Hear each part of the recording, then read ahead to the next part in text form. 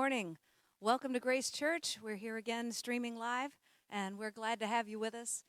We are going to be doing communion today, so if you have elements ready or you need to run and go grab those real quick, do that. That's a way that we can stay connected with one another this week. I want to let you know if you're joining us on Church Online platform, then chime in. Let us know that you're there. We'd love to say hi to you. If you're new with us and visiting, we'd love to get to know you. If you would go to trygrace.com/connect and let us know a little bit about you. We'd love to get in touch with you and see you be part of our family. We have worship coming up here in just a minute. We are trying to be as responsible as possible with the social distancing. Our worship team was in here earlier this week to record the music for this week and for next week. So we have a very bare bones group here today, but all working really hard, and we really appreciate their efforts. And if you need prayer this week or anytime this week or this morning, email us at prayer@trygrace.com or join us on Church Online platform and let us know, and we'll be praying for you. So we're going to turn it over to the worship team. Glad you're here this morning.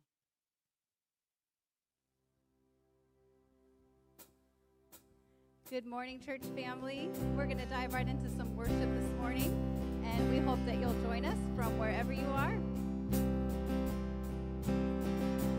Through every battle, through every heartbreak, through every circumstance, I believe that you are my fortress. Oh, you are my portion. You are my hiding place. I believe you are the way, the truth,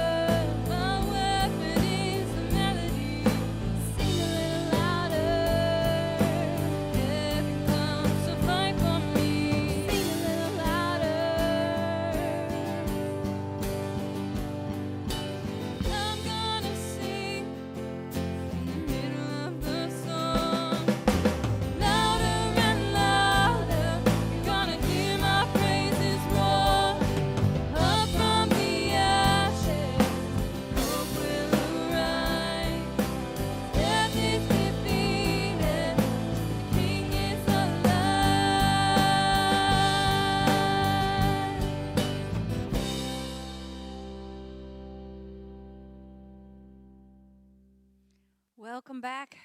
Hope you guys can hear me now. I understand we had a little bit of trouble on one of the streams, but hopefully you can hear us now. I want to welcome you all again to Grace Church. We're going to be doing communion during the service. So if you don't have those elements ready, you might want to go grab something that you have there and join in with us. Let us know where you're watching from and say hi. We'd love to connect with you today. We can pray with you live right now online. You can also email us at prayer@trygrace.com. And if you're new with us, connect with us at trygrace.com/connect. We'd like to get to know you. I want to let you know a little bit about what we've been doing this week. You know, the building's closed, but the church is still functioning. And we've been collecting food for the Raleigh Dream Center. We collected quite a bit of stuff so far. We're going to continue collecting Tuesday from noon to 3, Thursday from 4 to 7, and Saturday from noon to 3. So if you have some non-perishables, some baby items, personal hygiene items, bring them out. We'll get them over to Dream Center. Also, at the same time, since we can't have our big Easter egg hunt, we're bringing the Easter egg hunt to you. We're distributing pre-filled eggs in bags of 25 at the same times that we're doing the food collection. Those things are not mutually exclusive. You can just come and drop off food. You can just come and pick up eggs. We want you guys to be able to have your Easter egg hunt at home and still enjoy that. Also, one other thing that's new, we started this last night. We are going to do a daily Zoom meeting every night from 8:30 to 9 o'clock. It's just kind of an open drop-in and say hi, have a little adult conversation, get to see some people. Just if you miss the meet and greet that we used to have, here's our virtual version. So pop in for all of it, a little bit, whatever. We'll end it up with prayer, but it's a way that we can just kind of keep connected. So that's on our Church Center app, and that'll be coming out in an email too with that link. So we'd love to have you join us there. It's time to turn it over to Pastor Rob. So here you go. Hey, thank you, Kathy. Good morning, Grace family. Welcome to Church Online. So glad that you could be with us here today. It's a joy to be with you. It's a beautiful day to gather together to worship the Lord on this Sunday. And whoever you are, wherever you're from, we welcome you in Jesus' name. Let me tell you a quick story kind of leading into what I want to talk with you about today. Years ago, when I was younger, much younger, I decided to build a fort in my back of the parents' yard. And, of course, I had this vision of this fort. And so I began to collect scrap wood to be able to build this fort that I wanted to build.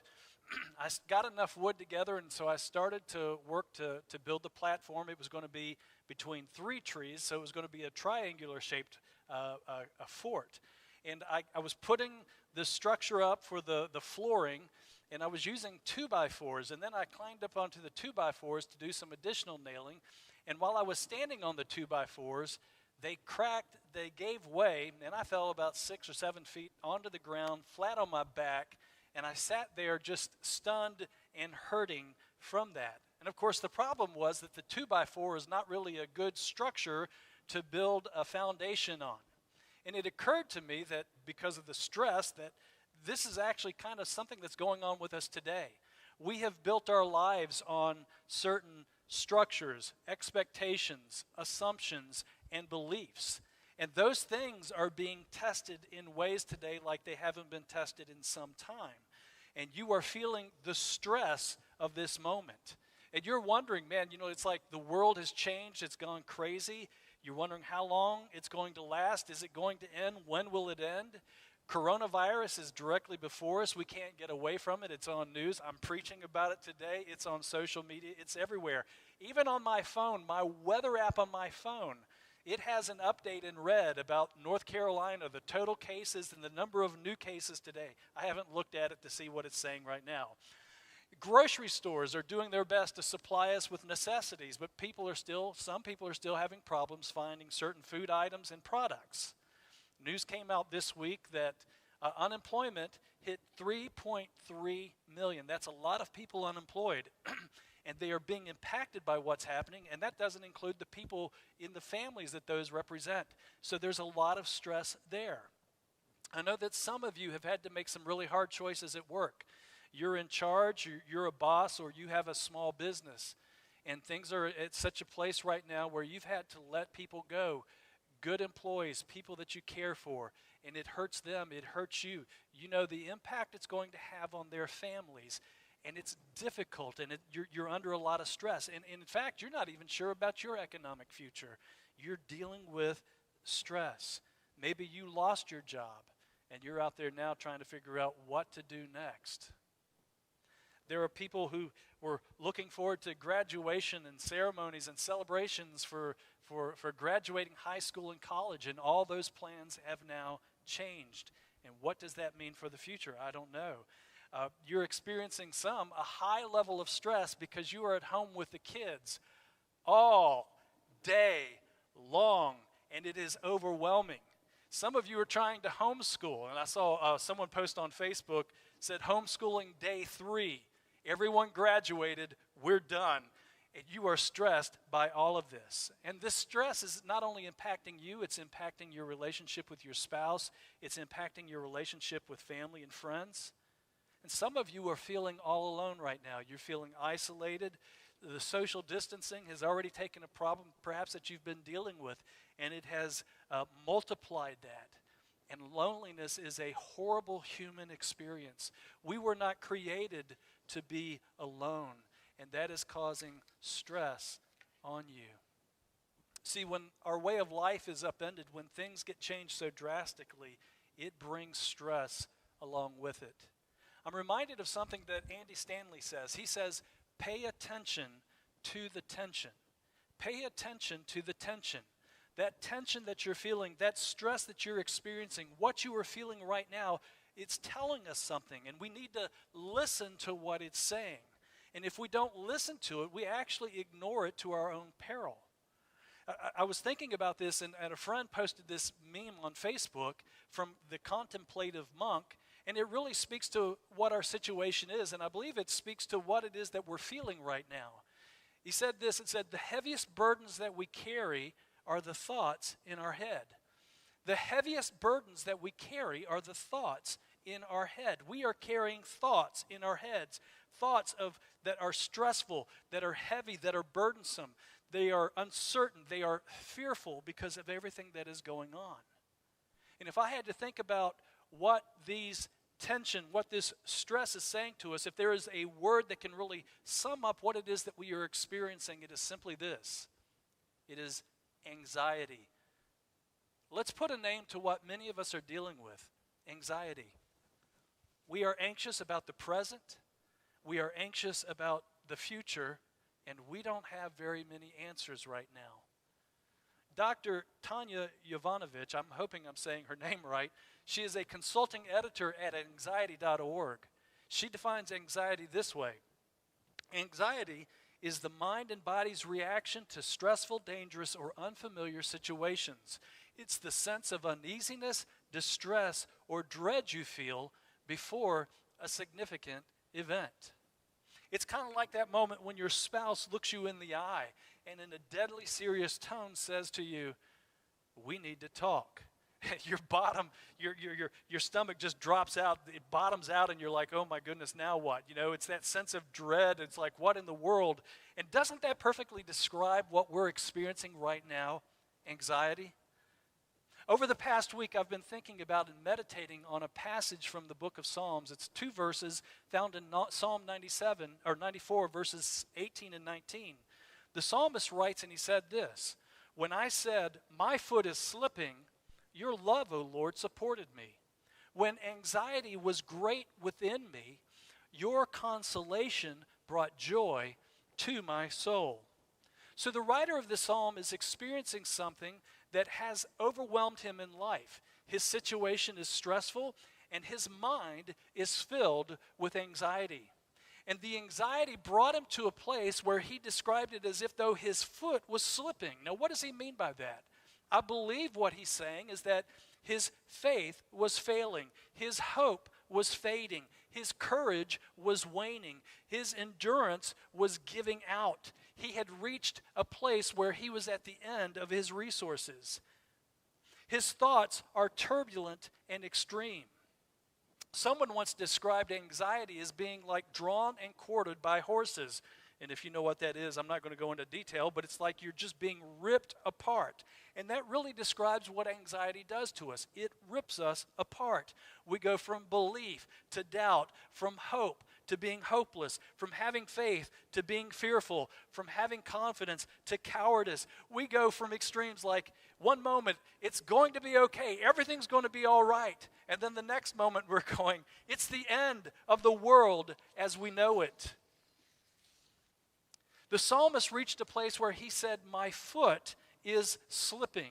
And maybe you can relate to that today. You are in a place, in a position, anxiety is happening to you. It's so much, it's so great, it's overwhelming, and you feel like I'm losing it. I'm losing my hold, I'm losing my grip, I'm falling, I'm failing. Jesus put the disciples in a boat, and he said, go ahead, I'll catch up with you a little bit later. And in the night, they encountered a storm, a fierce storm. And Jesus, just before dawn, goes walking out on the water to them, and they freak out about that. And Jesus says, look, guys, take it easy. It's all right. It's just me. Relax. And Peter says, Lord, if it's you, let me come out to where you are. And so Jesus said, hey, come on out. The water is fine. And so Peter gets out of the boat, and he's doing great as long as he's got his eyes fixed on Jesus. He's got his eyes on Jesus. His faith is there. Everything's great. But something happens to Peter. He begins to notice the wind and the wave. And Matthew tells us about this in chapter 14, verse 30. He says, but when Peter saw the wind, he was afraid and beginning to sink, cried out, Lord, save me. What's happening here is Peter is kind of starting out walking on faith, but now his foot begins to slip. And do you know what he did? He called out to Jesus. What did Jesus do? Jesus said, you got yourself in this boat, you got to get yourself out. No, that's not what Jesus did. Jesus reached out and lifted him up. When his foot was slippery, Jesus reached out and lifted him up and supported him. Jesus was right there to help him. And I want you to know today that whatever you're facing, whatever you're going through, whatever anxiety may be filling your heart and your mind, your soul, Jesus is right there, right now, with you to help you. You might be filled with doubt, with uncertainty, with fear, with hopelessness, maybe overwhelmed with anxiety. But hear me, Jesus is right there with you right now. You can call out to him. You can reach out to him. And just as Jesus was faithful and reached out and helped Peter and supported him when his feet were slipping, Jesus will help you too. You see, here's the thing about Jesus that I love so much. He doesn't do like other people sometimes do and just cast us aside because we mess up, we fail. When our faith is overwhelmed, he doesn't say, I'm done with you. Here's something I want you to know about Jesus. Jesus is more gracious, gentle, and tender than we know or realize. In Matthew 12, verse 20, Matthew describes this gentle, tender, gracious Jesus. He says, a bruised reed he will not break, and a smoldering wick he will not snuff out. There is nothing more fragile than a bruised reed. When a reed is bruised, it breaks like a twig. And a smoldering wick, how easy is that to extinguish? I mean, if it's a raging fire, you need buckets, you need a fire hose. But if it's a smoldering wick, all it takes is just a little drop of water to extinguish it. And yet Jesus is so gracious, gentle, and tender that he does not break the fragile reed, and he does not extinguish the flickering, smoldering wick. And what that tells me about how Jesus deals with us is the same way. Our faith is like the bruised reed. Our faith is like the smoldering wick. Jesus doesn't break it and he doesn't extinguish it. Jesus wants to help build our faith and trust in him. In the middle of the times we're facing anxiety and trouble and we are overwhelmed, Jesus has one thing that he wants to do in us, to help us to trust him through it. Listen, your faith matters to Jesus. Your faith matters to God. And he wants you to learn to trust him. He wants you to learn to walk on the waters during the storms of life with him. So what Jesus does is he works to build, to grow our faith and trust in him. And the beautiful thing is if our faith falters, if our feet slip, he isn't through with us. I love what Vicki Gray said about this. God doesn't condemn us for feeling fear. In fact, he's right there with us to say, trust me in this. Trust me in this. We talked about paying attention to the tension, that the tension is telling us something. Our anxiety is telling us something. And I believe what it is telling us is this, that whatever it is, whatever we're facing, whatever we're going through, whatever it is that is causing our anxiety, Jesus is saying to us, trust me in this. Trust me with this. Trust me here. Trust me now. You see, Jesus understands what it is to be human. He understands what it is to be tried, to be tested, and to be tempted. He knows what it is to go the length of our endurance and what it's like to come to the end of our resources, because he's been through things just like we have, and he wants us to trust him. That's what our Father in heaven wants for us, to trust him when we are filled with anxiety. And understand this, the psalmist was filled with anxiety. He was troubled by what he was experiencing. He was overwhelmed in his mind. He was riddled with anxiety. And that tells me something important for us to know. Despite what all the blowhard faith people can say sometimes, faith does not mean you will not experience anxiety. If you are of a person of faith, it doesn't mean you're exempt from anxiety. You can have faith and have anxiety at the same time, but what's important is what we do with our anxiety. And Peter, whose feet slipped and Jesus reached out and supported, tells us what we're supposed to do with our anxiety. He says in 1 Peter 5:7, cast all your anxiety on him. Did you hear that? Cast it all. Cast all your anxiety on him. Why? Because he cares for you. Notice that Peter assumes that we are all going to experience anxiety. There are going to be times and places in life where we're going to experience things, and anxiety is going to weigh heavily in our hearts and our minds. So if your mind is riddled with anxiety, if you find yourself tossing and turning at night, not able to sleep, if you find that your thoughts are overwhelmingly negative and you are anxious about things, Peter says, cast your anxieties on him. You know what that means? Keep praying. It means you pray, and you don't just say a simple little prayer. I mean, you pray an earnest, heartfelt, from the depth of your soul prayer. You pray until you touch heaven and heaven touches you. You pray until you sense a freedom in your heart and mind from the anxiety that has gripped your soul. You pray until the Lord sets you free from it and you know that he has touched you. And you do that kind of prayer for this reason. We cast our anxieties on him because he cares for us. Listen, hear this. Jesus cares for you. He loves you. He cares for you. And one of the things that is lost in our anxiety is this wonderful of realities that God loves us. God cares for us. He cares about what is happening to us. He cares about what is happening in us. And even though doubt can come in and diminish the reality of his love, yet he still loves. Hear me today on this. Jesus loves you and God loves you. He loves you so much that he gave his one and only Son so that through Jesus' sacrifice, you could become a son or daughter of God. He absolutely loves you. He cares for you. That's why the psalmist said this. He said, when I said my foot is slipping, your love, O Lord, supported me. It was your love.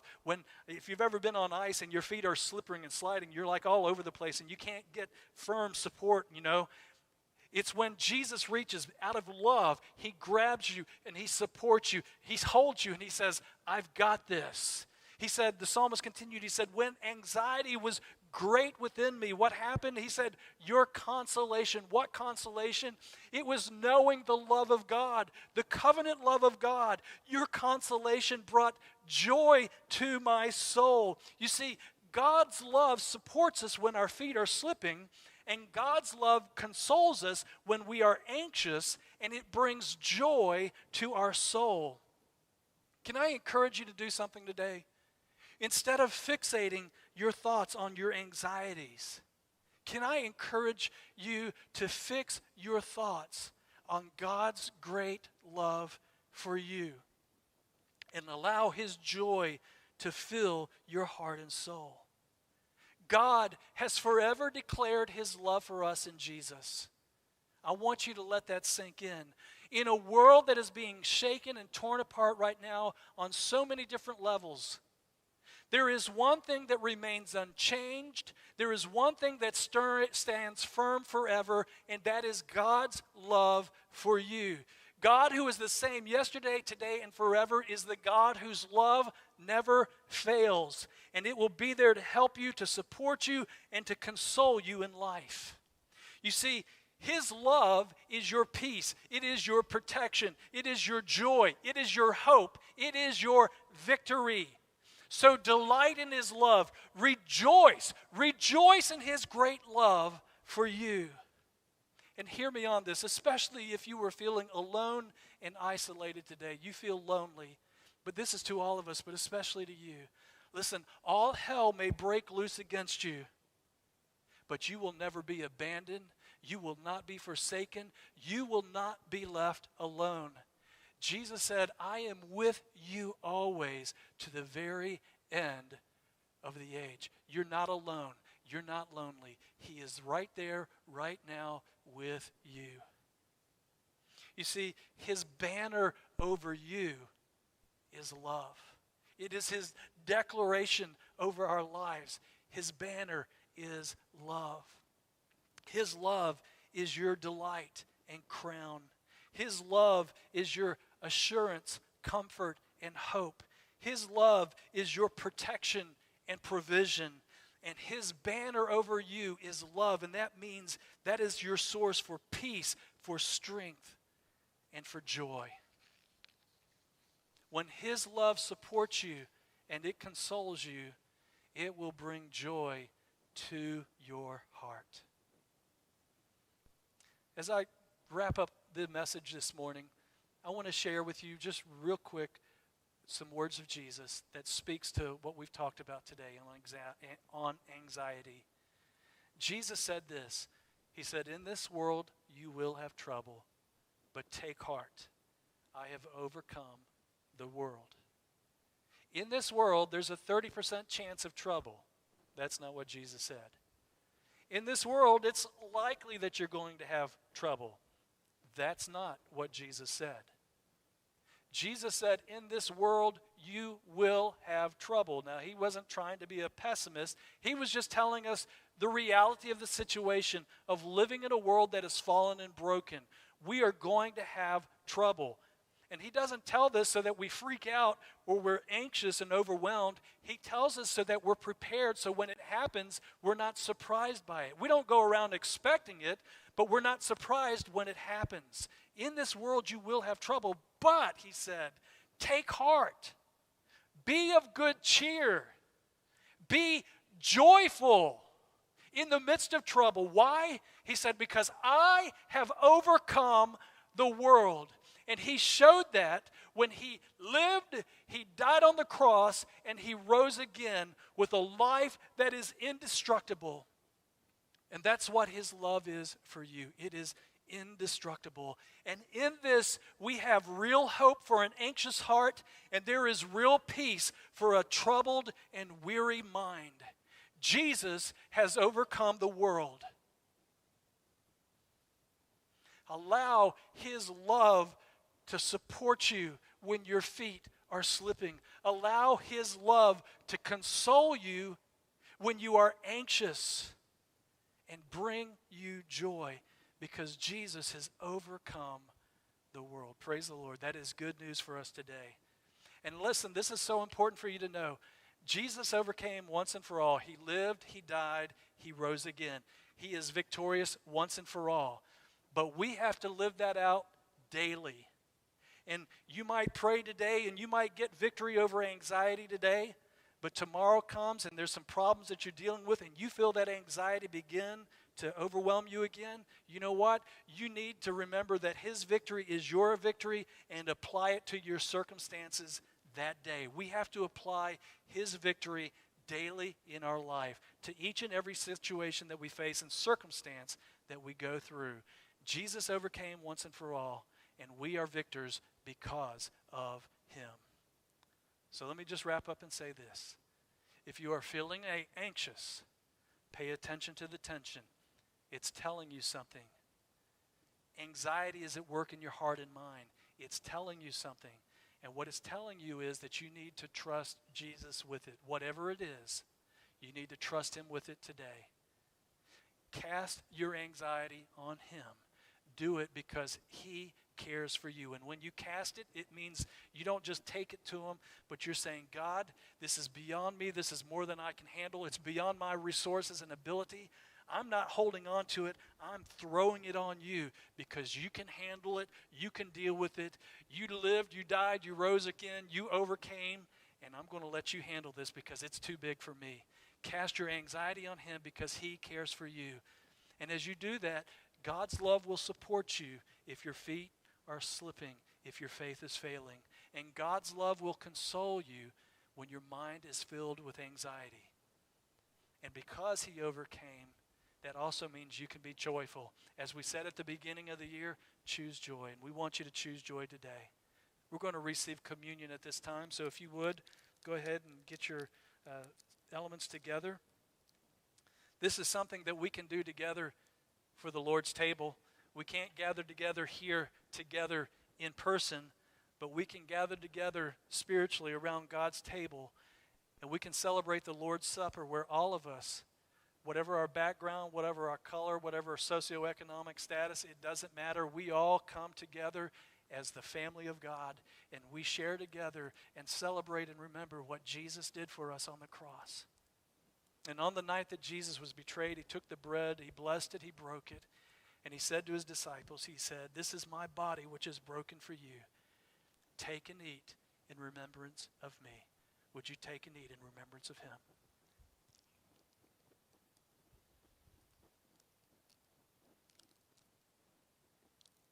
In the same way, after supper, he took the cup and he said, "This cup is the new covenant of my blood, which is being poured out for the forgiveness of sins." And he said, "Take and drink in remembrance of me." Would you take and drink in remembrance of him?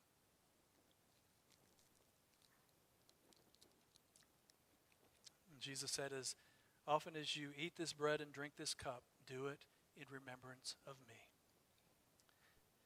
If you need prayer, you can email us at prayer@trygrace.com. We'll follow up with you. We want to pray for you. We know these are difficult times, and we want to help you if we can at all possible. We are here to serve. And I want to thank you for joining us today. As we close in prayer, let me just again thank you for being with us today. But would you pray with me? Heavenly Father, we come to you today, and we thank you that though our faith may falter, our feet may slip, thank you that you are done with us.